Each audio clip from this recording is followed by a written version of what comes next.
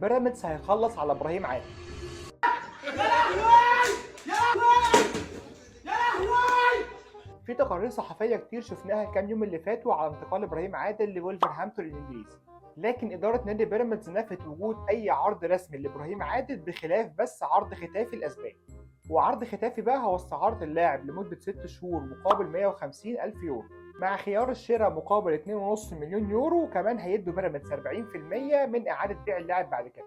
في مصادر بقى من جوه نادي بيراميدز نفسه بتقول ان اداره النادي رفضت عرض ختافي. مش عارف بصراحه اداره بيراميدز عايزه ايه، يعني هم مش شايفين وادي دجله هيستفاد قد ايه من صفقه انتقال مرموش للسيتي؟ خليك انت غرقان في خطتك التقيله وافكارك الهبله اللي هتوديك وتودي اللي يسمع كلامك في داهيه. خلينا احنا كده قاعدين نركن العيال جنبنا لحد ما تكبر ومحدش يعبرها. بالمناسبه يعني ابراهيم عادل 24 سنه، يعني هو مش لعيب صغير، هتلاقي كمان سنه سنتين عرض تاني جاي، فيا ريت نسيب اللعيبه تطلع، بلاش نقعد العيال جنبنا يعني.